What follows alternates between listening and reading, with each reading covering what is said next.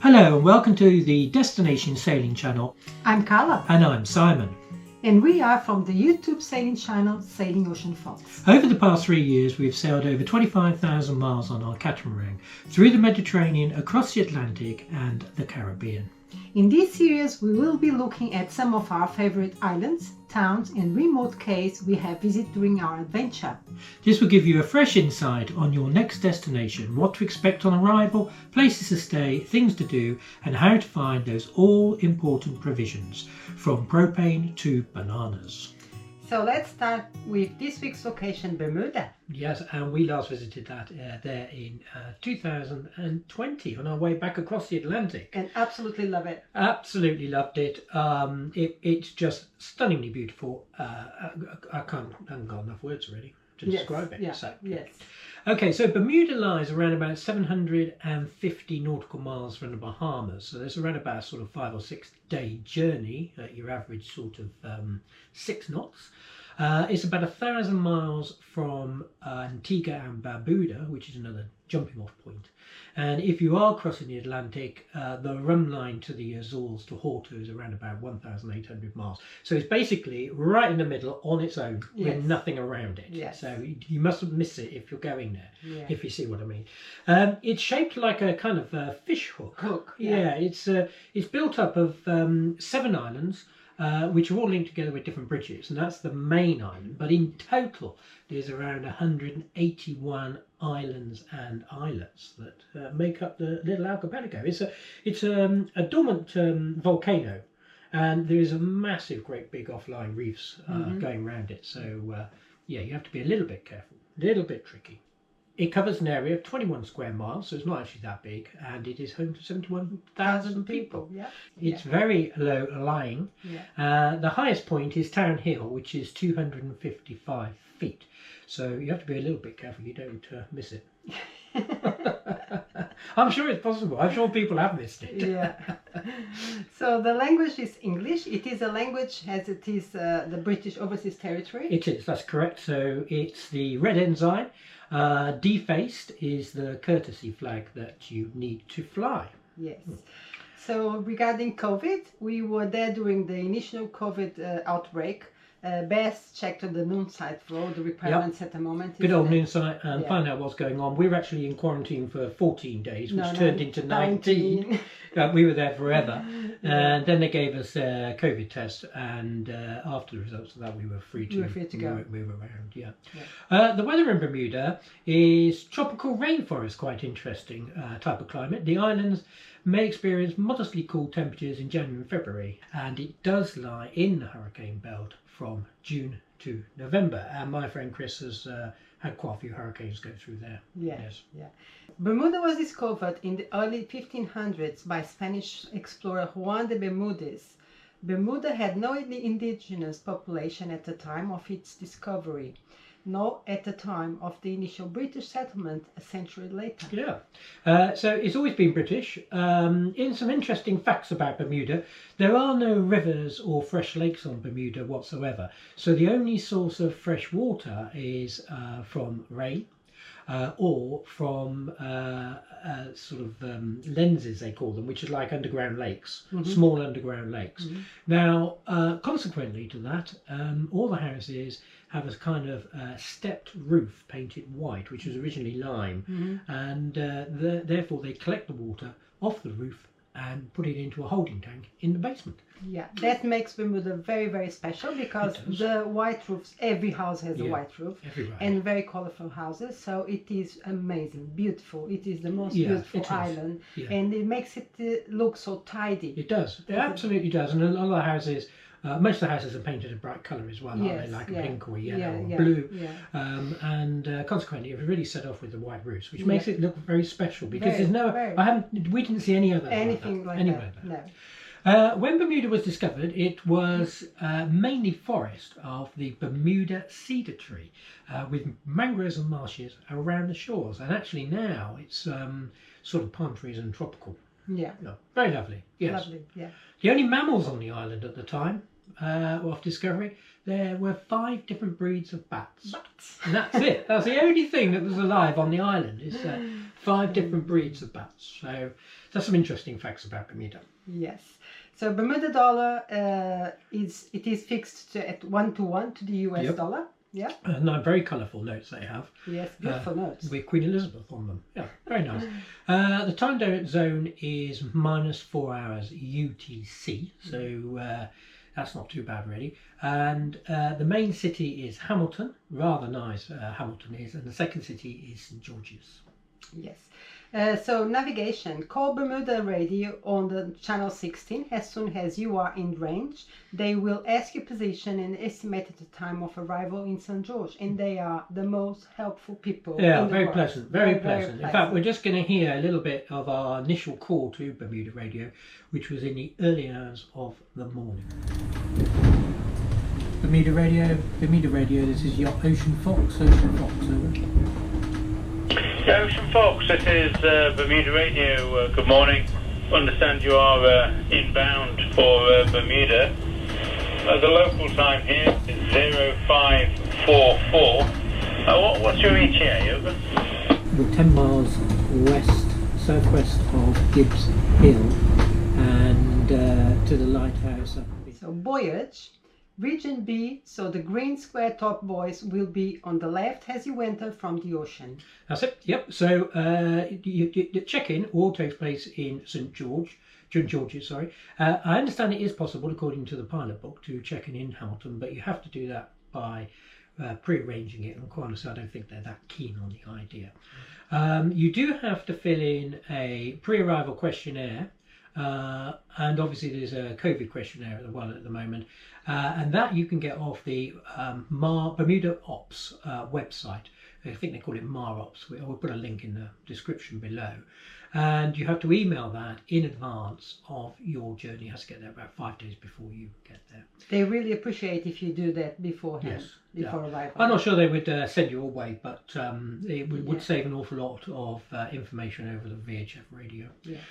You enter St George's through what they call Town Cut. So this is on the east of the island, and you kind of go in through some buoyage, and then if you're not careful, you can easily take the one track going off to the right, which takes you over to Hamilton. So you just need to kind of be a little bit careful there. They kind of split at a very broad angle, and then you go through the Town Cut, and then you can follow the red starboard buoys as you go round the anchorage of Coviot Bay, and the customs house and immigration is a sort of creamy yellow building on a very small island, but when you actually start to look at it you don't realise it's an island. You can get round the back, and there's a little wooden dock there, isn't there, and there's a sort of lifeboat, safety boat, big thing parked up just in front of you. That's the spot to go. Yes. So vets, there is loads of vets in the island. I'm sure they will be very expensive. Everything's expensive in Bermuda. Because everything is expensive in Bermuda. So, but they don't require you to go and take your pet to the vet. No. Likewise with healthcare, there's ample healthcare on the island, but it is actually going to be really expensive. So make sure don't go and have anything routine done. Yeah. You wouldn't want to do that in Bermuda. No. So, dinghy docks. There is a dinghy dock in St George opposite the customs house. Yep. So St George's is the sort of biggest anchorage, or the main anchorage in Bermuda, and they've got one there. The other two places which you can go for main harbours is Hamilton. They've got quite a few marinas, and also Dockyard, which we're going to cover shortly. So the main marinas, Captain Smokies, St George's Dinghy and Sports Club, Pier 41 at Dockyard, Fairmount in Hamilton, Waterfront Marina in Hamilton, Royal Bermuda Yacht Club in Hamilton, and Mills Creek. So there actually is an awful lot of facilities for the yachtsmen. Yes. And there's an awful lot of boats there. Yes. Of all different types of fishing boats to sailing yachts and things like that. Yeah. Anchorages, so Convict Bay and Powder Hole on St George. Yep. And there are a lot of other anchorages around the island. Pretty well you can anchor almost anywhere really. But there's a lot of very sheltered anchorages, aren't there? Yes, because you just go through a little cut and then you find a bay. It's beautiful. It's beautiful, absolutely beautiful. Absolutely stunning. now we go into our normal sort of fuel and propane. So fuel is available at the Rubis Dowlings Marina Wharf in St George's. That's where we filled up before we departed. Yeah. Royal Bermuda Yacht Club in Hamilton and Pier 41 Dockyard at Dockyard. Then when you come and check in, they'll actually give you a voucher to get your fuel duty free, but you can only use it one time. So, but what we discovered was that they wouldn't actually accept it unless you were buying like 500 litres. Oh, I think it was 800. 800, liters, yeah. So it's actually pretty well worth it. Useless, really. Yeah, and it's very expensive fuel. Oh yeah, it's I remember. yeah, it is. It's around about $2 a litre at the moment. Yes. Yeah. It's expensive. There's no question about it. So if you can go with full tanks and don't fill up. Now, lovely propane. Yeah, sorry. propane. Speak with Bermuda Yacht Services in St George. Yeah, they won't fill steel gas cylinders. They'll only fill the fiberglass ones. Yes, that's their policy now. So if you've got the old steel ones like we have, they're no good whatsoever. They've got a lovely ferry service. They do. We did the ferry everywhere, and it was a beautiful ride. Yeah. Yes. They basically all go from Hamilton, and they go all around the island, and you can go all the way over to the Royal Naval Dockyard by ferry, which is really quite cheap. I don't know if you can remember how much it was. But they're only a couple of dollars, aren't they? Yeah, something like that. Yes, it's not expensive. No, it's a really good boat ride, and you can see it all. And also, you can go from Dockyard, get another ferry to St George's, which is wonderful. Yeah. Buses, they have buses that go all around the island. That's a really a cheap way to know the island and go everywhere. Yeah. Interestingly, you can't hire a car on Bermuda, and consequently, most tourists hire scooters. Which actually is really quite dangerous, and there's somebody killed nearly every week on a scooter in Bermuda. They do now have these small two-seater electric cars, which you can hire from various outlets around the island, but your sort of standard small saloon. They tax cars on their length in Bermuda. So the longer the car, the more annual road tax you pay, and consequently you'll find that nearly everybody has a very small car. Not very many big cars there, no. Yeah. Supermarkets. So supermarkets, they have Summers, the supermarket at St George, the Marketplace, and Lindo's Family Foods. All of them are really good. You have everything you can find if you want to find on Marketplace and Lindo's is quite the big supermarket. Big supermarkets is the most most used ones, but it is expensive, guys. You know, you're gonna spend a lot of money on food you could get a bottle of red wine for about $23. That's at the bottom cheapest thing, and a pint of milk is $5 if I remember right. Yeah, you're gonna think twice if you are on a healthy diet like we do on buying fruits and vegetables, because it is expensive, really expensive. Regarding chandleries, there's quite a lot of chandleries dotted around the island. They're not all. There is one at St George's, but the other ones are really in Hamilton, which is AP Marine, PW Marine, and Marine Locker. Now we had to have a new VHF aerial put on, and I would have paid around about €75 for this VHF aerial, and there it cost 150. So that just kind of like puts it into perspective. That you don't really want to buy anything unless you need to buy it. Everything is so expensive. So hardware stores, Gorham's and Masters Home. Yep, you can buy pretty well anything. These are big sort of DIY places with everything from brushes to paints to doors and windows and things like that. But that is an opportunity if you need something. Sailmakers. Well, now there is a company called Ocean Sails in St George's, run by a guy called Chris. He used to be Doyle Sails, but for some reason they've taken the franchise away. We had a terrible experience. To be honest, we had some sail repairs done. We got a quote for the repairs when we arrived in the Azores, and they said it would be around about €300 to repair some batten pockets, but we got charged over $2,000 for the repairs. So we got completely ripped off. And we asked for the coat before he fixed the sails about 3 or 4 times, and he never gave us a coat. And at some point he gave us the sails, you know, in the bill. Yeah. So moving on, boat yards, Bermuda Yacht Services in St George's is kind of like the key place where you get most things, or they'll introduce you to somebody, or they'll get something done for you. Apparently there is a travel lift there. I haven't been able to find it. 35-ton travel lift at St George's Boatyard, but there is one at Mills Creek Marina, which is a 30-ton lift, and at Spa Yard in Dockyard they've got a 70-ton travel lift. So now we go on to what to see and what to do in Bermuda. It's lots of things to do. Yeah, absolutely. So you can't miss to go to the dockyard. No, it's a historical dockyard by the Royal Navy, dating back a couple of centuries. It's absolutely beautiful. It was home to the America's Cup 4 years ago, so there's a little bit of that sort of recent history there. Yes. But it is absolutely stunning. It's beautiful, stunning, yeah. really, really nice. And we couldn't see everything because everything was closed due to COVID. Yeah. But yeah, it is. It is absolutely beautiful. Well worth going to have a look at. Yeah. Hamilton is the capital. Beautiful town. Yeah, it's a beautiful town. If you can go there by ferry, you have a beautiful arrival because it's all the buildings are yellow, isn't it? So it's gorgeous. Yes. Yeah, absolutely beautiful. Well worth a visit to go around the town there. Gibson Lighthouse is the tallest lighthouse on the island, and you can actually go up it and have a look out at the top. Now, the one thing that we absolutely loved is the railway trail. We did the whole thing, the whole trail, walking obviously, and the scenery is just stunning. The colors, the water of the it's just so beautiful, so beautiful. So for around about 20 years Bermuda had a railway line, and then they decided that it was getting too expensive to maintain, and so they boxed it all up and sent it off to India.